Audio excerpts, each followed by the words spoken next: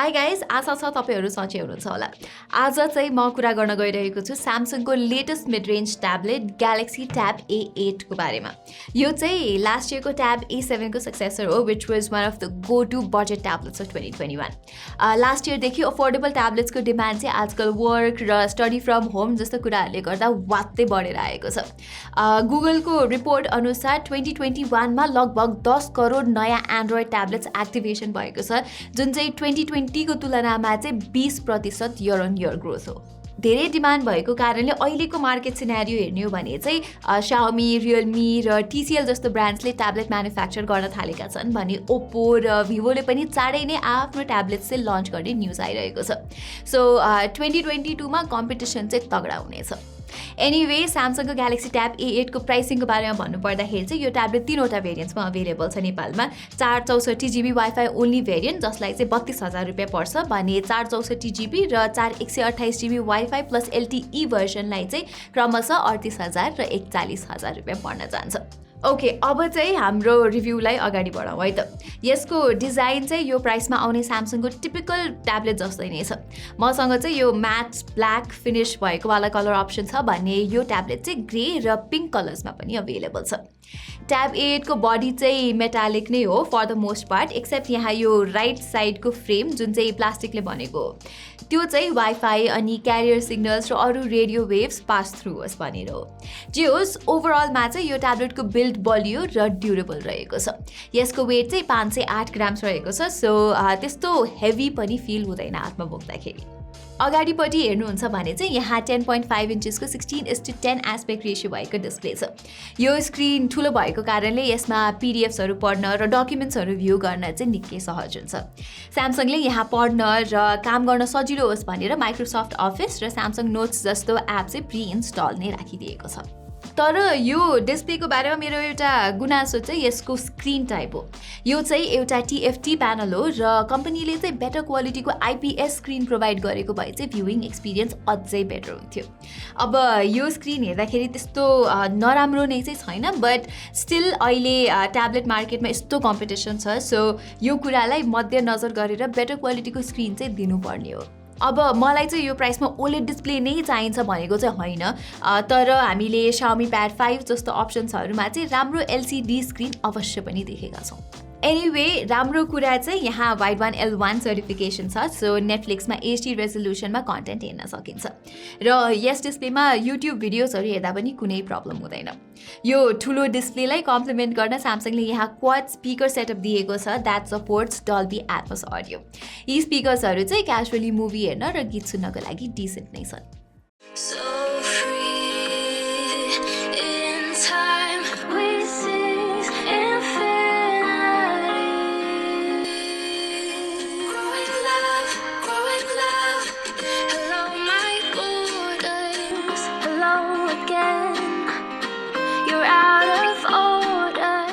Okay, अब कुरा बढाऊँ tab A8 को पर्फर्मेन्सतर्फ। इन्ट्रेस्टिङली स्यामसङले यहाँ कुन चिपसेट प्रयोग गरेको हो भनेर खुलाएको चाहिँ छैन, बट वी क्यान कन्फर्म कि यसमा चाहिँ युनिसकको टाइगर T618 भन्ने प्रोसेसर रहेको छ। यो चिपसेटको र पावर चाहिँ स्न्यापड्रागनको 662 र मिडियाटेकको हिलियो G80 सँग कम्पेयर गर्न सकिन्छ। अब त्यस्तो भन्दै गर्दा फेरि T618 ले चाहिँ 3D मार्क वाइल्ड लाइफ जस्तो बेन्चमार्क्समा चाहिँ बेटर पर्फर्म गरेको देख्न सकिन्छ। यो कुरा चाहिँ यस ट्याब्लेटको गेमिङ पर्फर्मेन्समा पनि झल्किन्छ। ट्याब A8 ले HD ग्राफिक्समा PUBG जस्तो गेमलाई ह्यान्डल गर्न सक्छ, तर PUBG खेल्ने नै हो भने स्मुथ ग्राफिक्स र अल्ट्रा फ्रेम रेट चाहिँ मोस्ट अप्टिमल सेटिङ्स हो है। त्यसै गरी ट्याब A8 मा इन्जस्टिस 2 पनि डिफल्ट सेटिङ्समा खेल्दा मलाई कुनै पनि समस्या भएको थिएन।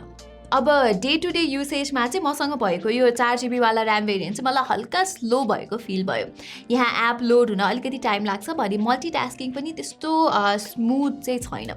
तपाईँहरू धेरै एप्स चलाउनु हुँदैन भने चाहिँ 64 GB स्टोरेज तपाईँहरूलाई ठिकै हुन्छ, बट तपाईँ गेम्सहरू बढी खेल्नुहुन्छ भने चाहिँ 128 GB भेरिएन्ट लिने सुझाव दिन चाहन्छु म। Moving on, Samsung Galaxy tab A8 को विशेषता भनेको चाहिँ यसको One UI सफ्टवेयर नै हो। स्यामसङले पहिलेदेखि नै ट्याब्लेट्स र फोल्डेबल्सहरू बनाउने भएर यो एस्पेक्टमा चाहिँ इट हेज गटन सिग्निफिकेन्टली बेटर अरू ट्याब्लेट म्यानुफ्याक्चरर्स भन्दा चाहिँ। इभन सिम्पल टास्क गर्दा पनि स्यामसङको सफ्टवेयरको सुपिरियरिटी चाहिँ ठ्याक्कै देखि नै हाल्छ के। यसमा भएको एज प्यानल र ग्यालेक्सी इकोसिस्टमले यो ट्याब्लेटसँगको एक्सपिरियन्स चाहिँ अझै एनहान्स गर्छ। ट्याब A8 मा नयाँ भनेको चाहिँ किड्स मोड र स्यामसङ फ्लो भन्ने फिचर हो। यो ट्याब्लेटले डेस्क सपोर्ट चाहिँ नगर्ने भएकोले स्यामसङ फ्लोलाई त्यसको सब्स्टिट्युट भनेर मान्न सकिन्छ।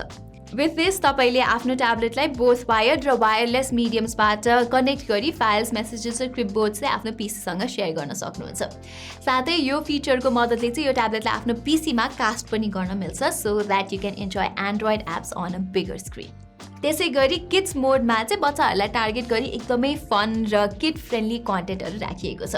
यहाँ पेरेन्टल कन्ट्रोल भन्ने फिचर पनि छ, सो पेरेन्ट्सले चाहिँ आफ्नो बच्चाले त्यहाँ के एप्स चलाउन मिल्छ अनि कति स्क्रिन अन टाइम भयो भन्ने जस्तो कुराहरू मोनिटर गर्न सक्नुहुन्छ। इन एडिसन ट्याब A8 मा चाहिँ तपाईँले राम्रो सफ्टवेयर एक्सपिरियन्स पनि एक्सपेक्ट गर्न सक्नुहुन्छ।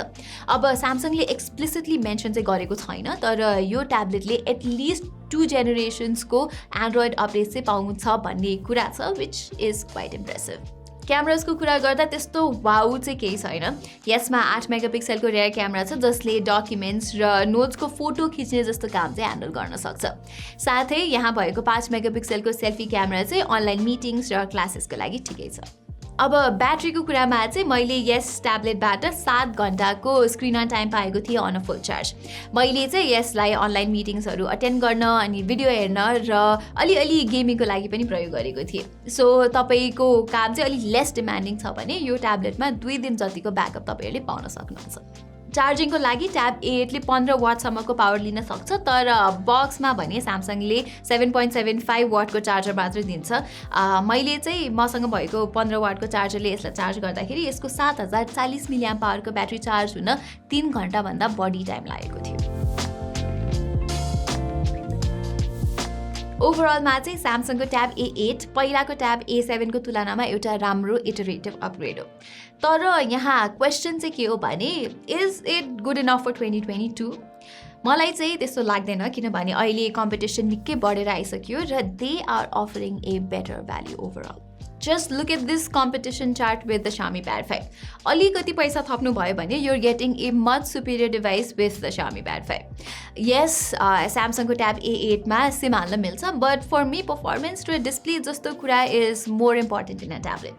So yes, Samsungले आफ्नो अर्को भर्जनमा भने चाहिँ धेरै नै सुधार ल्याउनु पर्ने देखिन्छ if they want to stay competitive in the market. So guys, यही नै थियो हाम्रो Samsung Galaxy Tab A8 को फुल रिभ्यू। तपाईहरुलाई यस्तै टेक्नोलोजी रिलेटेड भिडियोजहरु हेर्न मन लाग्छ भने ग्याजेट बाइट नेपाली च्यानललाई सब्स्क्राइब गरी बेल आइकन थिच्न नबिर्सिनु होला।